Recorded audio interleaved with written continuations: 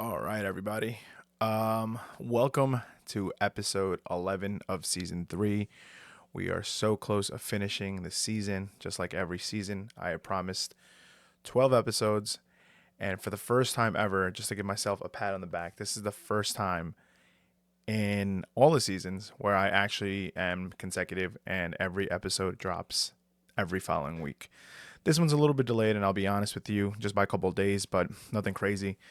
Because I just went to Florida and I did record one before, but I did not like it. There were there was definitely a lot of good stuff said in that one, but I felt like it was rushed because I was gonna catch the plane early in the morning, and I felt like I was rushing through the whole episode because I had a ride coming at a certain time.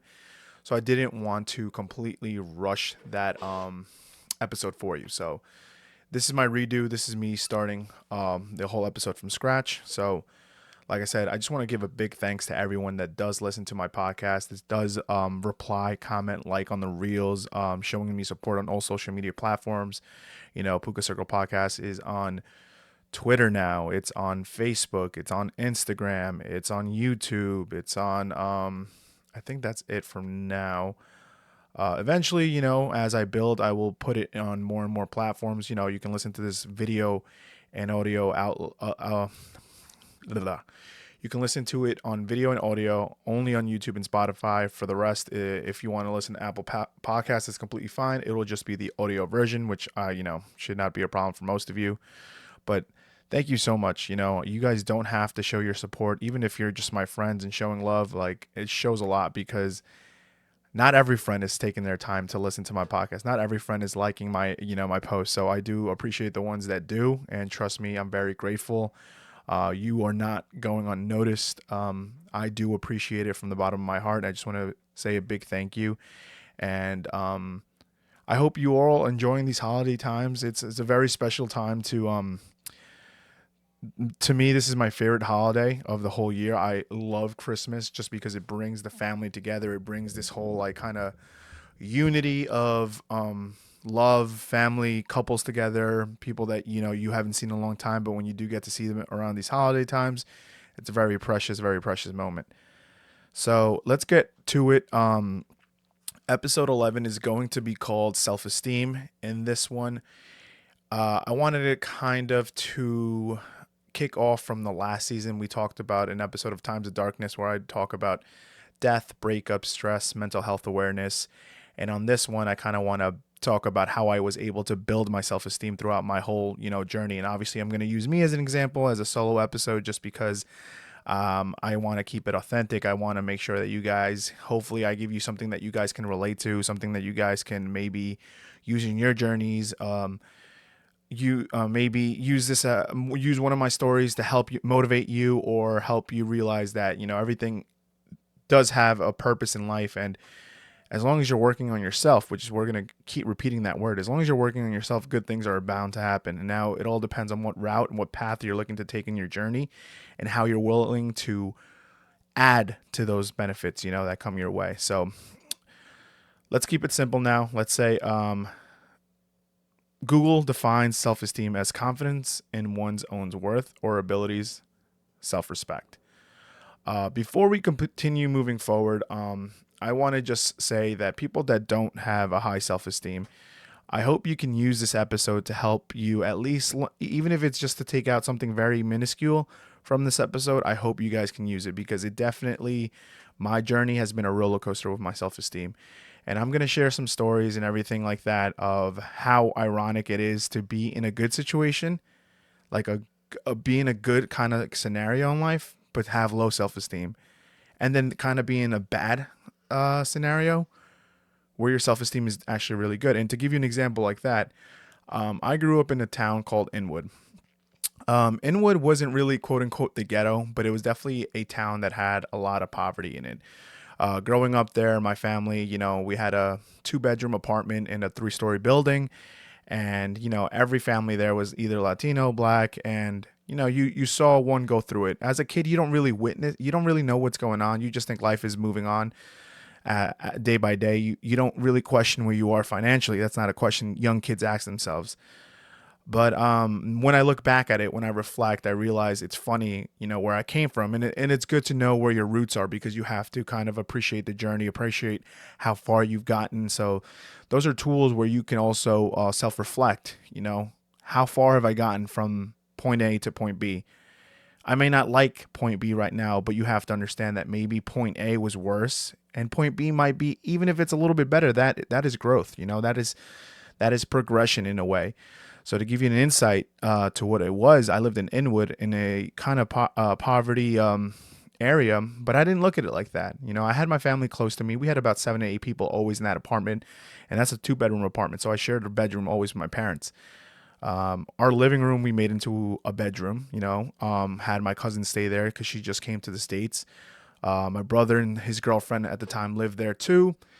And so did my sister at one point in her life. And we always helped out an uncle if he came into the States. We always, supported each other and showed each other kind of appreciation, giving a helping hand to the family members coming into the States because my dad, my mom, immigrants, they knew how tough it was. So they always wanted to give a helping hand.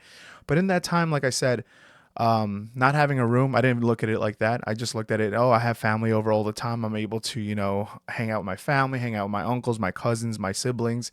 And my self-esteem was very high. I was a very happy kid. I did a lot of stupid things as a kid when I lived in Inwood, got in trouble a little bit. So my parents started realizing like, I don't want my kid growing up in this kind of, surrounding because, we did get robbed a lot. My dad's stuff always, we shared this driveway with a bunch of people that lived in the apartment, but they always came into that driveway and stole a lot of things. And my dad at the time had a hobby of collecting old cars and always got those cars broken into, always had conflicts with neighbors. So my mom and dad obviously wanted the best for me and they wanted to get out. So this is where the irony kicks in. Like I said, I was well in Inwood. I was happy as a kid, always smiling. I had a great time. I had good friends. I had a good partnership with my teachers. I was a kid that they were looking to definitely. I was a slow learner, but and they knew that, they realized that early. But it was something that my parents had a relationship with my teachers because my teacher spoke Spanish. It was really beneficial. But these are things that in that time, if I were to ask you how my self-esteem was as a kid or in Inwood, it was great. Even though my surrounding was horrible and I didn't really realize what was going on, I could tell you that I was very happy in Inwood. So here's the why I'm telling you all this, because when I moved to Island Park later on, I was about 7 or 8 years old when I finally moved. We moved into a nicer area. We moved, if anyone knows Island Park, very good area. Before all the Spanish people lived there, it was primarily a white area. So at first it was hard kind of making friends, and that's where I thought a lot of the issues started. Shout out to one of my best friends, Travis. He and I definitely connected at an early age. He was a kid that lived in my block, ironically, and that's how we made a friendship. But throughout most of my elementary, middle school time, that was kind of my only friend. I made maybe one or two more down the road. Um, but it was hard. I was getting bullied a lot. I was a quiet kid, just moving into a town where I didn't really know anybody. I decided to not really speak much. I didn't speak so much that they thought I didn't know English, and they put me on an ESL, English second language, which was funny because I did know English. I just didn't say much. That's how shy I was. I was so scared to speak out. I don't know why. It must have been like just a psychological thing as a kid, just moving to a completely different neighborhood. You know what I mean? Like like I had a house. I had a 3-story house in Allen Park. I had a basement, a first floor, a second floor. My sister, I think, moved in with us at the time, or if I'm not mistaken, maybe my brother did. But obviously, with that, it took my dad more out of the picture. My dad had to pick up more hours at work. So did my brother. So less and less of my family. So I got to see less and less people. So I was very, very a quiet kid. Didn't grow up in the best, like, I guess, atmosphere. And eventually I did get bullied a lot for it. I gained a lot of weight. People made fun of me a lot, and it definitely did a toll on my self-esteem. Obviously, I was a new kid. I started to believe whatever they were calling me. Like I said, they were calling me, fat kid, all the names that bullies call you when you're in this phase. And a lot of these kids nowadays know, you can relate. We've all been through some type of bullying phase. But it definitely did a toll on me. I won't lie to you guys. I want to be honest with you guys. It definitely did a toll on me. I didn't say anything to anyone because I felt like that was the coward way out. Um, and my brother always, is kind of like a machismo, like, like if anyone's ever doing anything to you. And I was getting into trouble here too because I would pick conflicts with kids that used, if I had enough, I would like attack a kid or punch him in the face for, continuing to bother me. And my brother noticed this. So I guess like the best advice he can give me is like, hey, listen, if you are going to get into a conflict and you're going to get into a fight, it better be a goddamn good reason, and you better win that fight. So that's kind of like the macho aspect that I got as an advice when I was young. And this is me at 8, 9 years old. So, not really the greatest advice, but I understood where my brother was coming from. My brother had a different, um, kind of environment growing up. So this is the way he envisioned it. This is what he thought was correct because my brother definitely had a different life from me, and this is how he protected his own. This is how he protected his dignity, his sanity, and it was to fight up and stand for what he thought was right. So he was kind of giving me the same advice, and that's where that came from. So I completely understood where he was coming from at the time, but definitely not the advice I needed in a completely, not kind of the same neighborhood that we were, growing up in. So, eventually, I won't lie to you, the my self-esteem got really low to a point where the only thing that I ended up um, consoling most of my time or just dedicating most of my time was video games, escaping kind of reality, eating a lot. I guess I just definitely developed an eating disorder, believing the words that came out of my bullies' mouths, believing that I was a loser or a fat kid that was never going to get any friends. And like I said, the only friend at the time was Travis. So I did tell Travis some of the things, but Travis kind of just told me, yo, just brush it off. And we were never really in the same class other than like one grade. So I didn't get to see Travis much. So most of the time I definitely suffered a lot mentally, and it didn't really change until like 04, 05, where my mom and my dad finally let one of my nieces sleep over, and my nieces kind of had a puppy. Ironically, that puppy ended up being my dog because they couldn't take it to where they were going, and his name is Snowball. So why am I going to bring up my dog? It's because my dog was someone that showed me a lot in life. A lot of people are going to say, oh, like that's just an animal. But no, to me, Snowball was the intro to opening many doors where I would learn what self esteem was. I would learn what things like self love, confidence, learning to reflect, ironically, because a lot of the times when I had a horrible day getting bullied, I would come home and I would just vent. I didn't even realize, like, I knew no one was listening, but I just scream at my house because no one was home. Everyone was working. So when I came home, this was just me in my house screaming, and my puppy would come up to me, and he can tell like I was either very upset, very frantic, very um, affected about what was going on. So he would always cuddle with me. When I would cry a lot, he would come and lick my face, making sure that I got attention. So ironically, as a kid, when you start seeing and noticing these things, you feel loved, you feel appreciated, you feel like, okay, like this is making more sense, right? Like now I know that I can be loved, because if a creature that knows nothing about me is showing me love, then at this point we know where that's going. So, and ironically, somebody are gonna say, well, you had your parents at the time. I really just thought our parents were supposed to love us. Not late. I didn't learn about this until later on in my life, where I realized that not every parent has to love their kids. Everyone has different relationships with their parents, and as a kid, you don't really realize that. You don't really see the tough love sometimes as love. You don't see. You just think in your head as a kid like, oh, my parents are supposed to love me because they're my parents. But that's not the case. It takes a lot. A relationship with a parent, especially late, like now in your third, like if you guys can reflect with me and maybe be in my situation. I'm about to hit 30. My parents didn't have to love me. I was I was a troubled kid. Definitely gave my parents a lot of issues, and so did my siblings. So my parents always showed love, appreciation, trust in me, and till this day, I'm so blessed to have them still by my side, and know that I was I was always loved. I was always given the best. This is how they showed me financially. My mom sacrificing her time, coming home and still making us good meals. Like at the time, you don't notice these things because you're a kid. You're in this weird mindset where you don't think that your mom or dad are showing you love. But as you grow up, as you learn later on, the responsibilities, doing your job, continuing to do it day by day, even if it pisses you off, even if it upsets you, even if you know you're not going to be in the best situation, but doing something for your kid, continuing to do it because your kid depends on you making sure you do your responsibility. So that's how I started knowing and appreciating later on in my life that my parents and I always had a beautiful relationship.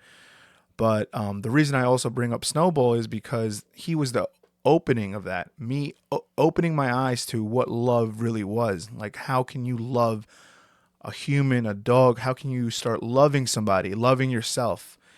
And it started giving me confidence as I vented more, as I grew up more with my dog. I noticed that a lot of the stuff that was going on around school was a lot of bullshit, a lot of dumb shit that I could have definitely handled better. It made me realize that what they were saying to me didn't matter because it would only matter if I believed it. Like I said, I was believing at a point, and that was the whole problem. That was the problem from the very beginning. But I started challenging those beliefs. I started challenging how people viewed me. You know, later on, I was grateful to enter a sport where I'm going to talk about this. I entered playing soccer. People ask me, why do I love soccer so much?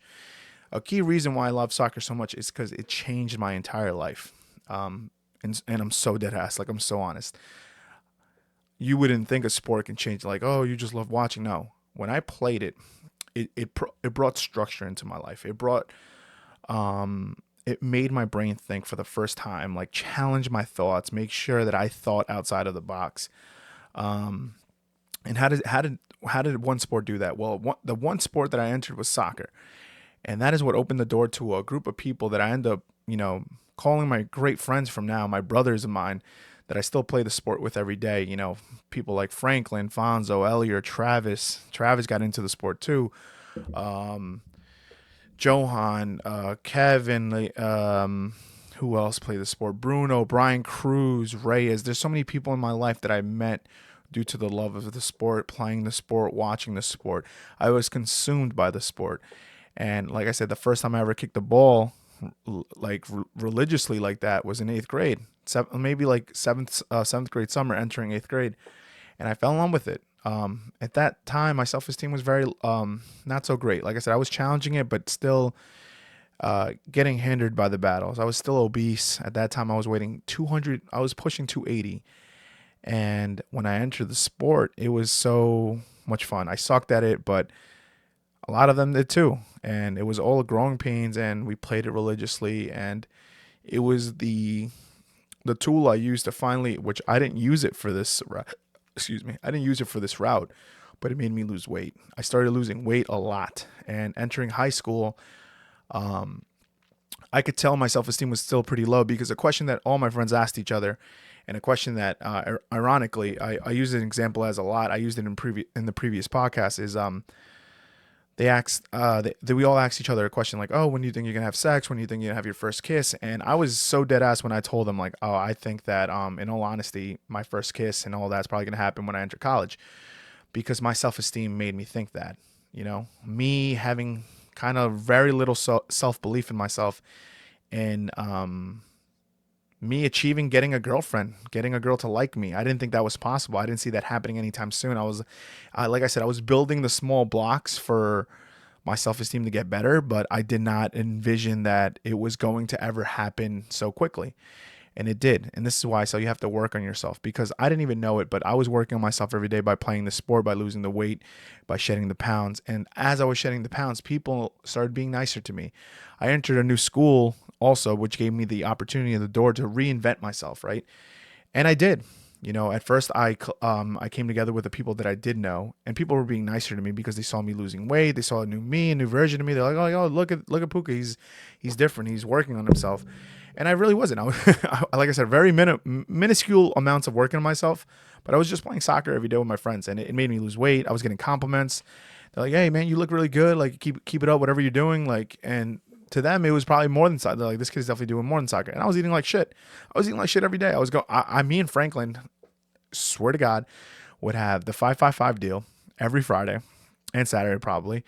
And we would have Chinese food right after. And we'd eat Dunkin' Donuts. We eat like complete shit. We'd have bodega food all the time, chips, all the crap that kids would have. And this is how I lost my weight, by eating all that and still playing soccer. Another kind of walk into building my self-esteem and not even knowing it, right? And this is like I'm using tools about things that I did and had no clue about until I self-reflected later on in life.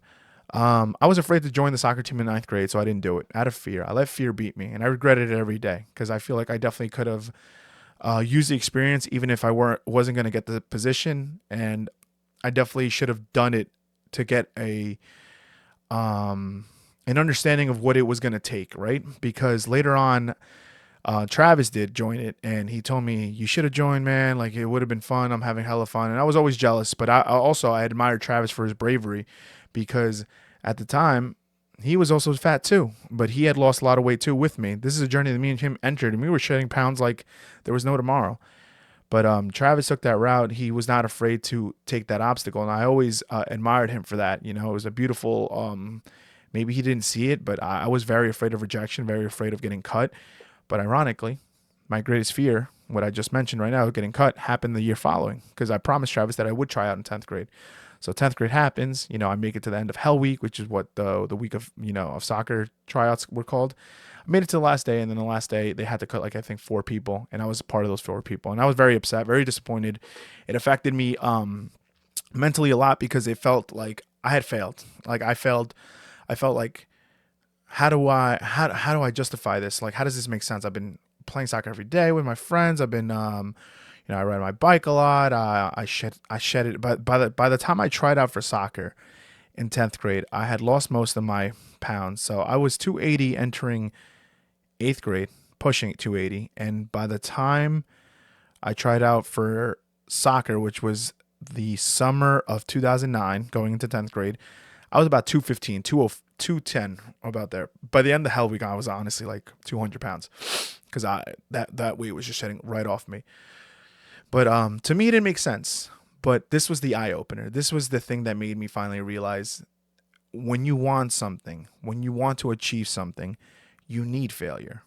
Like I failed in getting what I wanted. So at first, I moaned. I was just like complaining, moaning to myself, like, oh, like, I can't believe this happened. But I said to myself, how do I improve? So there was a person, a friend of mine. His name is Brian Cruz. I admired Brian Cruz's soccer game. The IQ this kid had. He was a natural talent on the ball. It was something. The He was the second best player I've ever seen play the game.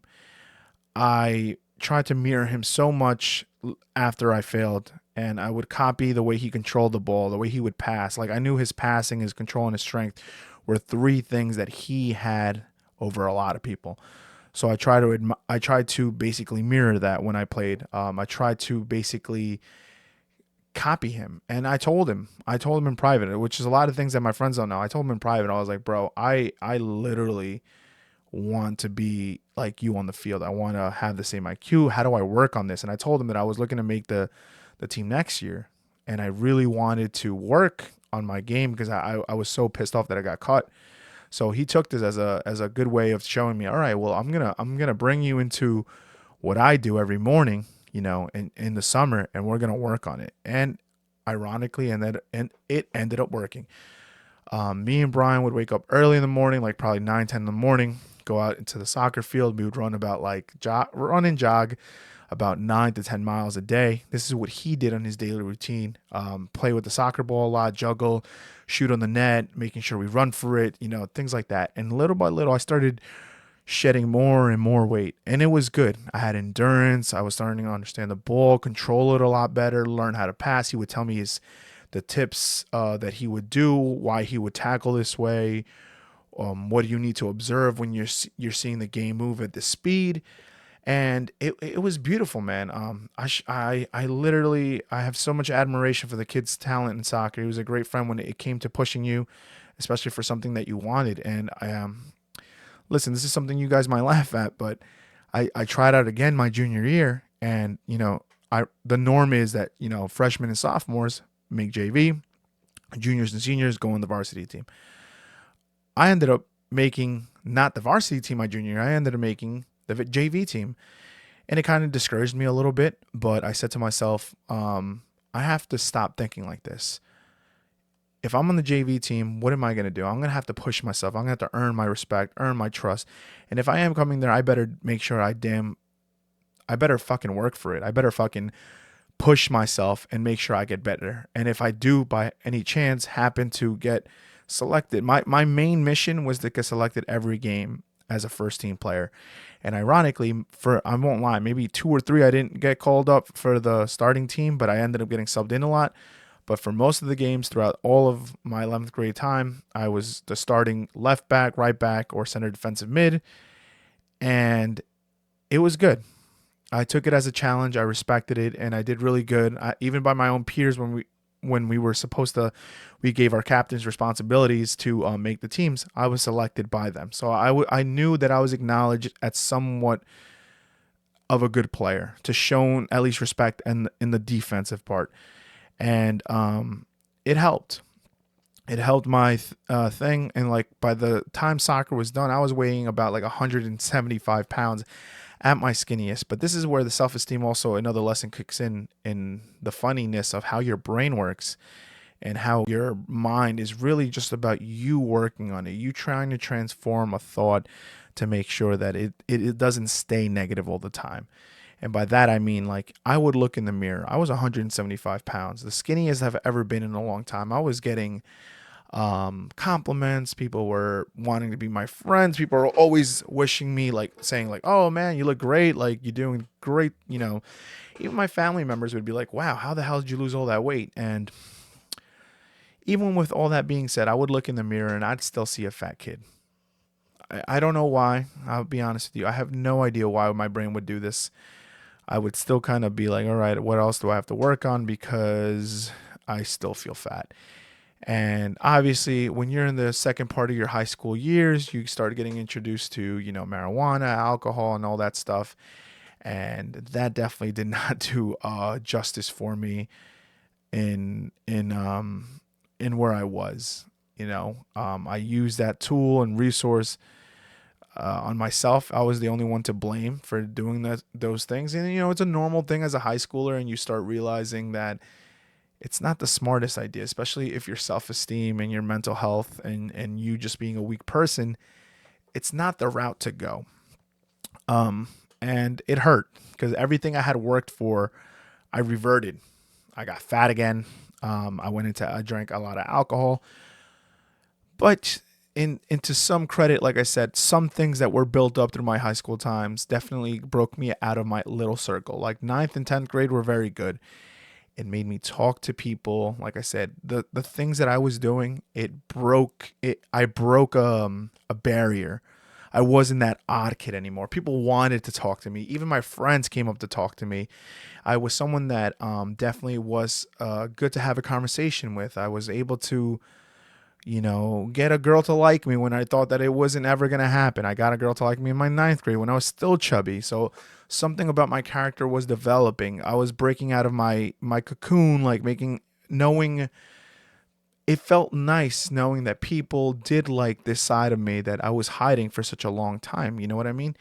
And I started to see more and more of who I was too, because I had been suppressing him for such a long time. I was getting to know myself. But like I said, it was like a roller coaster for me the whole time.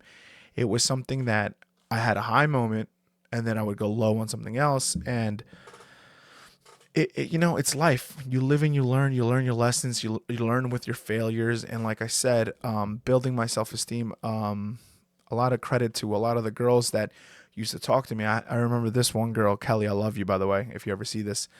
Um, she would break me out of my shy barrier, like, oh, like touch me here, or like Pookie, like what are you doing? And she knew it bothered me a lot, but it was breaking me out of this cocoon, out of this weird phase. And it was good. It was something that I didn't even know I needed, and something that I'm always thankful for, because she was the reason I got out of my shy phase a lot faster than most did. And it built a lot of confidence in me, because like I said, I didn't expect to be surrounded by friends, girls, anything. And it was good. It was very good for me for most of the high school. It was a lot of learning lessons, but like I said, I've reverted back. And where I started to finally I keep talking like I looked at self-reflecting, right? I keep saying that I self-reflect. Like, when did I self-reflect? When did I learn all these lessons were all these things were lessons to me in life? It wasn't until later on.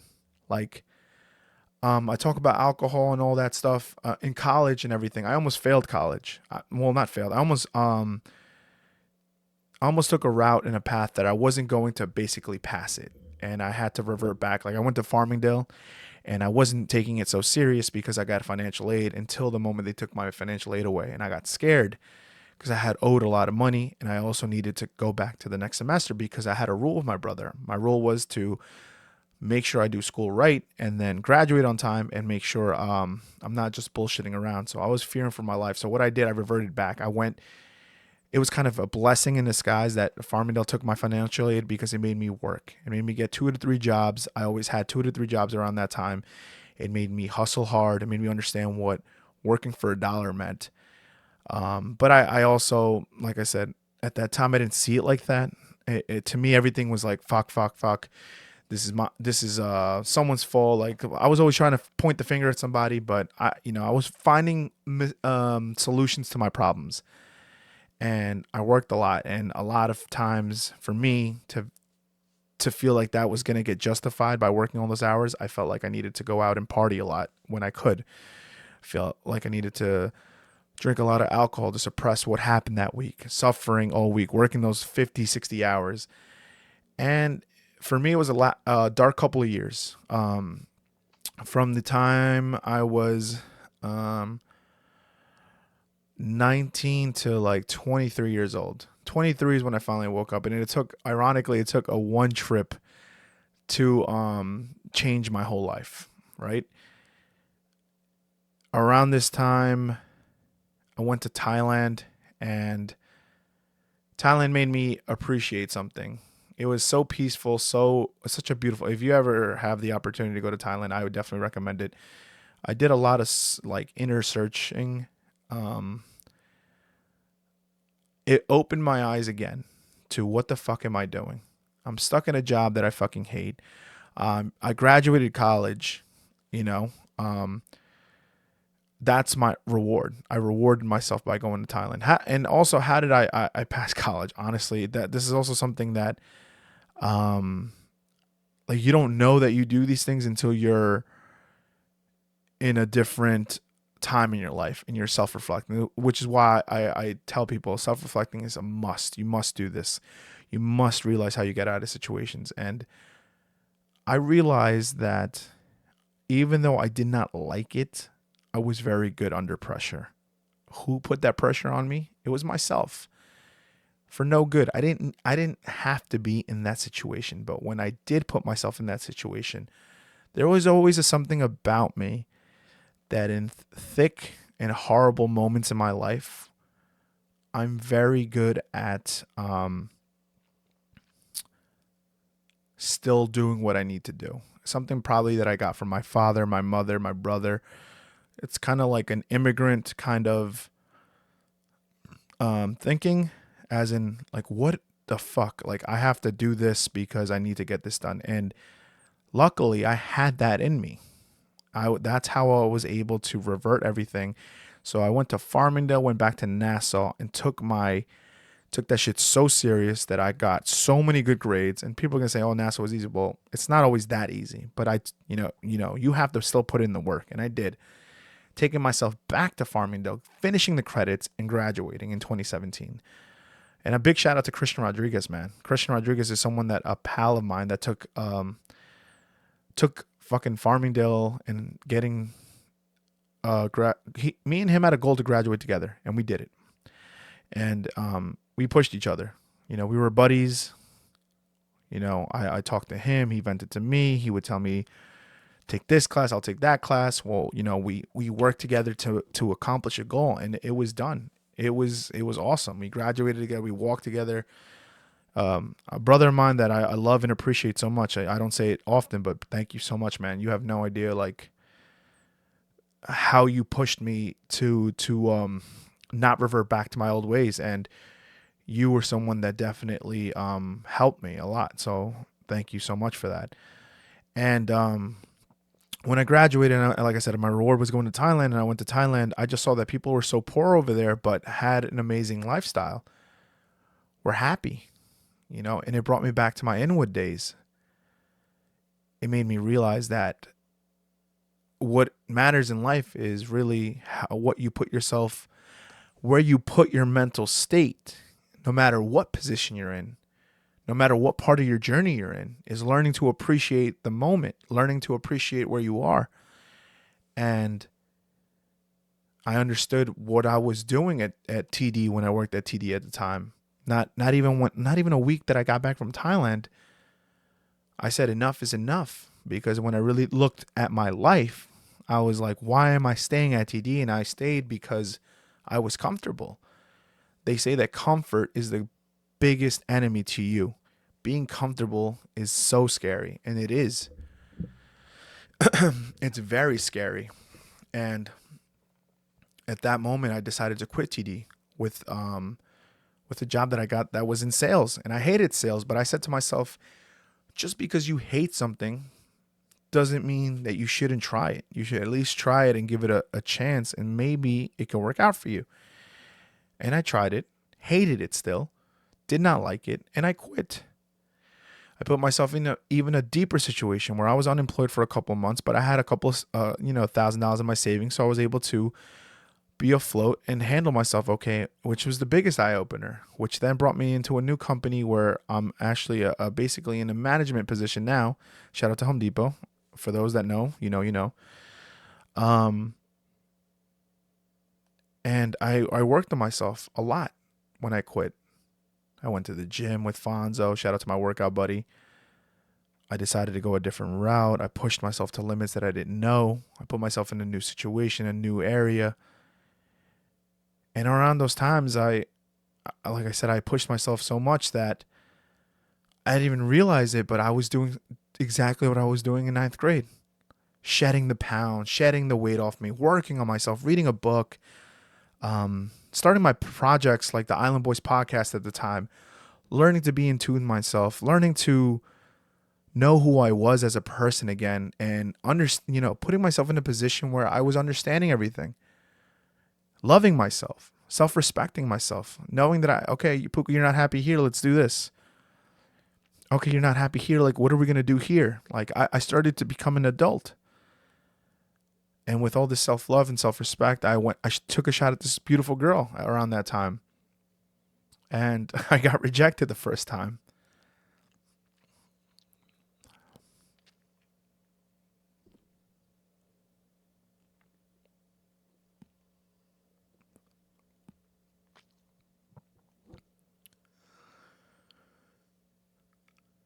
But um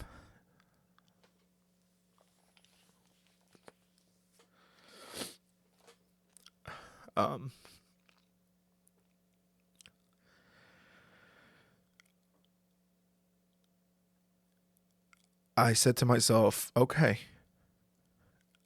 it wasn't a bad reject. It was kind of like, we're in such a good place of being friends, and I don't want to shatter that, And I understood that as a person. I was like, okay, because the relationship was so well. So I decided to continue working on myself, continue pushing myself, continue working on the projects that I was working on, continue going to the gym when I was doing really good. And I was pushing myself. I was pushing my limits. I was physically at a good stand in my life. I was about, I was always floating around like 250, 260, but at that time I was probably like 240, 235. I was aiming good, I was doing really good. And she came back and she kind of started asking for me, and we liked each other. Things went really well. And we had a beautiful journey. I talk about it in the previous podcast. Obviously, we're not together anymore, but beautiful journey. Beautiful, beautiful journey. And now where I self-reflect again is coming from a single version of myself again.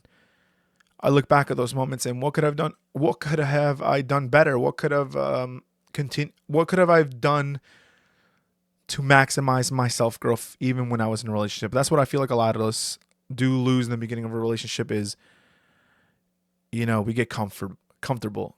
We get comfortable and we stop doing things to work on ourselves, which is not fair to our partners, right? We shouldn't be doing that. We always want to give the best to everybody, especially to ourselves.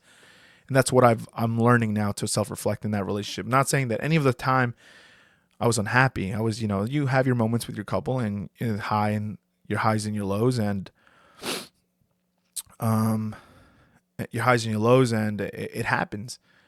But always continue to work on yourself. Make sure that you're happy so you can make the other person happy. And that's where I think I lost a little bit of myself. I stopped doing that.